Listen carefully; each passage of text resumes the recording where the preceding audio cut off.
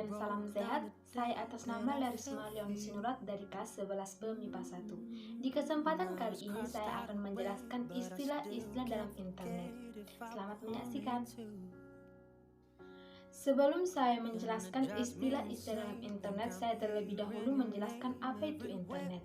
Internet ialah sebuah jaringan komputer yang terhubung dengan komputer lainnya dan saling berkomunikasi serta bertukar data dan informasi tanpa terbatasi wilayah teritorial negara ataupun global. Kebanyakan istilah-istilah tersebut terbentuk dari kata-kata yang berasal dari bahasa asing, umumnya dari bahasa Inggris, lalu kemudian dijadikan istilah dalam dunia internet Indonesia. Berikut ini ialah istilah-istilah dalam internet. Yang pertama yaitu 3G, yang kedua yaitu 4G, yang ketiga yaitu akun. Akun merupakan sebuah data atau informasi dari seseorang yang biasanya terdiri dari username atau nama pengguna dan juga paspor ataupun kata sandi beserta beberapa keterangan tambahan lainnya. Yang keempat yaitu arsip. Arsip merupakan sebuah alat untuk melakukan pengindeksan arsip yang berada dalam FTP atau file transfer protokol yang menjadikan seseorang dapat melakukan pencarian secara lebih spesifik. Yang kelima yaitu attachment. Attachment merupakan bentuk pesan yang di dalamnya dilampirkan atau disertakan file dari komputer, umumnya digunakan dalam sebuah layanan email. Yang keenam yaitu bandwidth. Bandwidth artinya lebar pita yang adalah besar yang menunjukkan suatu kapasitas transfer banyaknya data dan informasi yang dilewatkan dalam satu koneksi melalui sebuah jaringan. Yang ketujuh yaitu botnet. Botnet merupakan tindakan yang dilakukan untuk memblokir akun seseorang oleh pihak pengatur dan pengelola ataupun moderator. Yang kedelapan yaitu bandar. Bandar ialah sebuah media informasi yang biasanya berbentuk gambar untuk menampilkan suatu iklan bergambar tertentu di website. Yang kesembilan yaitu blog. Blog merupakan singkatan dari weblog yang digunakan sebagai situs pribadi milik seseorang. Namun sekarang ini blog bisa menawarkan berbagai macam informasi, bisa berupa kesehatan, pendidikan, tutorial kesehatan, dan lain-lain sebagainya.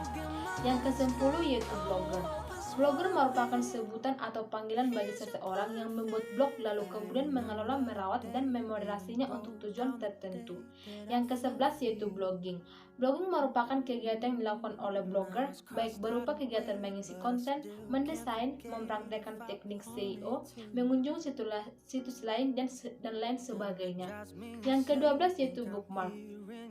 Bookmark merupakan penyimpanan halaman web tertentu yang disukai ke browser agar dalam waktu bisa dibuka kembali dengan mudah. Yang ke-13 yaitu browser atau web browser. Browser adalah sebuah aplikasi yang digunakan pengguna untuk menjelajahi dunia internet atau bisa dikatakan sebagai wadah atau kendaraan untuk membuka halaman website. Yang ke-14 yaitu browsing. Browsing merupakan kegiatan yang dilakukan seseorang untuk menjelajahi berbagai halaman situs dengan tujuan tertentu. Yang ke-15 yaitu buffering. Buffering merupakan suatu kondisi saat aktivitas menonton video terhenti disebabkan kecepatan internet yang lambat atau akibat pakai internet yang habis. Yang ke-16 yaitu CAPTCHA. CAPTCHA yaitu suatu kode verifikasi untuk melanjutkan proses yang berguna untuk memastikan pengguna tersebut bukanlah robot. Yang ke-17 yaitu GGI atau Perl. Perl merupakan sebuah bahasa komputer yang digunakan untuk membuat suatu program interaktif dalam sebuah laman web. Yang ke-18 yaitu chat. Chat merupakan sebuah layanan internet yang menunjukkan pengguna untuk dapat saling berinteraksi. Yang ke-19 yaitu chatting. Chatting ini ialah istilah yang mengacu pada aktivitas chat itu sendiri. Yang ke-20 yaitu communication protocol atau komunikasi protokol, yaitu sebuah bentuk komunikasi chat dengan aturan standar tertentu yang sudah dirancang sehingga sesama komputer bisa saling berbagi informasi. Yang ke-21 yaitu connect.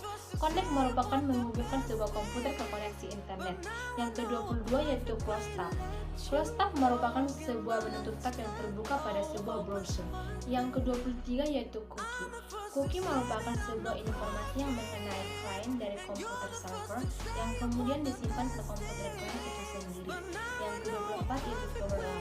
Cover law merupakan sebuah aturan atau hukum yang berlaku di dunia internet. Yang ke-25 yaitu cryptography. Merupakan bentuk penyampaian sebuah pesan menggunakan kode atau sandi tertentu agar pesan tersebut bisa dikirim dengan lebih aman. Yang ke-26 yaitu cascading style sheet. yang merupakan sekumpulan kode script yang tersusun rapi untuk mempercantik tampilan. Yang ke-27 yaitu cybercrime, yaitu sebuah bentuk tindak kriminalitas yang terjadi dan dilakukan di dunia internet. Yang ke-8 yaitu cyberspace. Cyberspace merupakan istilah yang digunakan untuk menggambarkan internet dunia maya. Yang ke-29 yaitu cybersquatting, yaitu sebuah aktivitas pembelian nama domain di internet yang mana memiliki kesamaan dengan sebuah perusahaan. Yang ke-30 yaitu dial-up. Dial-up merupakan satu jenis koneksi internet yang menggunakan jaringan telepon. Yang ke-31 yaitu disconnect. Lawan dari connect yaitu aktivitas memutuskan hubungan komputer dengan internet yang sebelumnya telah terkoneksi. Yang ke-32 yaitu domain name, yaitu alamat permanen sebuah situs di internet yang unik. Yang ke-33 yaitu download, suatu kegiatan mengambil file atau gambar audio serta informasi data dari internet lalu kemudian disimpan ke komputer pribadi pengguna. Yang ke-34 yaitu downstream. Downstream merupakan kecepatan alir data dari komputer lain ke komputer lokal. Yang ke-35 yaitu digital subscriber line, yaitu suatu metode transfer data melalui saluran telepon reguler. Yang ke-36 yaitu e-commerce. E-commerce merupakan perdagangan atau transaksi perbankan elektronik melalui media internet. Yang ke-37 yaitu email atau electronic mail, merupakan aplikasi yang menggunakan pengguna internet untuk saling berkirim pesan melalui jaringan internet atau surat menyurat elektronik melalui internet. Yang ke-38 yaitu encryption, merupakan menjadikan sebuah pesan agar tidak dapat dibaca jika tidak menggunakan suatu program untuk membukanya. Yang ke-39 yaitu e-payment. E-payment ialah alat pembayaran dengan memanfaatkan media elektronik seperti internet. Yang ke-40 yaitu flames. Flames merupakan berbagai pesan di internet yang bersifat menghina atau menjelek-jelekkan sehingga membuat penerima atau email menjadi marah. Yang ke-42 yaitu follow. Follow merupakan aktivitas untuk mengikuti seseorang di internet, misalnya follow akun Twitter dan Instagram. Yang ke-43 yaitu forward. Forward merupakan kembali ke halaman web yang telah diakses ataupun dibuka. Yang ke-44 yaitu firewall. Firewall merupakan sistem keamanan dalam internet yang berfungsi untuk melindungi sebuah jaringan yang kecil terhadap jaringan yang lebih luas. Yang ke-45 yaitu file transfer protocol, yaitu yang digunakan untuk mengirim atau mentransfer atau menerima file dari internet. Yang ke-46 yaitu game online. Game online yaitu game yang dimainkan secara online atau akses internet dan dapat dimainkan secara multiplayer. Yang ke-47 yaitu gateway. Gateway merupakan menerjemahkan antara dua protokol berbeda sehingga mampu menyediakan akses untuk menghubungkan ke sistem jaringan. Yang ke-47 yaitu Gopher.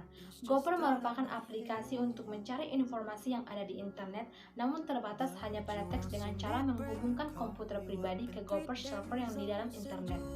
Yang ke-48 yaitu General Public Radio Service. Yang ke-49 yaitu Guestbook. Guestbook merupakan layanan interaktif pada suatu website atau blog yang memungkinkan pengguna untuk menulis pesan dan membaca tulisan dari seorang pengunjung. Yang ke-50 yaitu hacker. Hacker merupakan seorang ahli di bidang pemrograman komputer dengan kemampuan untuk menembus atau membolos sistem keamanan jaringan atau misalnya di internet. My best was just fine, how I tried to be great for you.